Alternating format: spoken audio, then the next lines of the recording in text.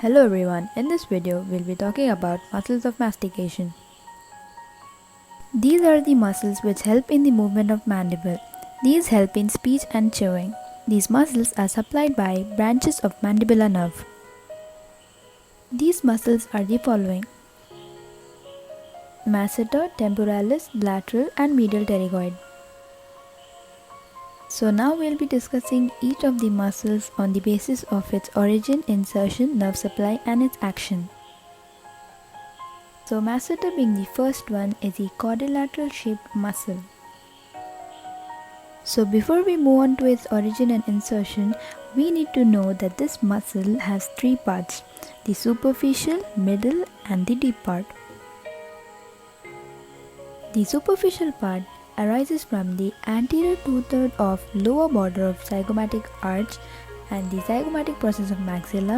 The middle part arises from the posterior one-third part of the lower border of zygomatic arch and the deep part arises from the deep surface of zygomatic arch.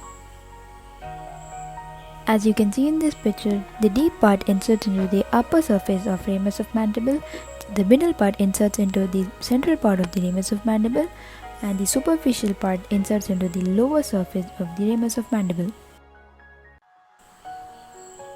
Moving on to its action, as you can see in this video, this muscle helps in the elevation and protrusion of the mandible. Moving on to the next muscle is the temporalis muscle, which is a fan-shaped muscle. It arises from the temporal fossa and temporal fascia. Temporal fascia is a thin layer covering the muscle. It inserts into the coronoid process of anterior border of ramus of mandible. Moving on to its action, it helps in the elevation and side-to-side movement of the mandible. Moving on to the next muscle is the lateral pterygoid muscle. This muscle has two parts, the upper and the lower part. The upper part arises from the infratemporal surface of greater wing of sphenoid, while the lower part arises from the lower surface of lateral pterygoid plate. The upper part inserts into the articular disc and capsule of temporomandibular joint, while the lower part inserts into the pterygoid fovea of mandible. Moving on to its actions, this muscle helps in depression and protraction of the mandible. Now we move on to the last muscle, that is the medial pterygoid muscle. This muscle has two parts, the superficial and the deep part. The superficial part arises from the tuberosity of maxilla, while the deep part arises from the medial surface of lateral pterygoid plate. It inserts into the medial surface of angle of ramus of mandible.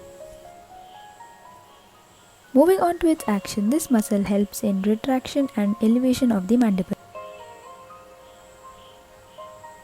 Moving on to its nerve supply, the masseteric muscle is supplied by the masseteric nerve, temporalis is supplied by the deep temporal nerve, nerve to lateral pterygoid supplies the lateral pterygoid muscle, and nerve to medial pterygoid supplies the medial pterygoid muscle.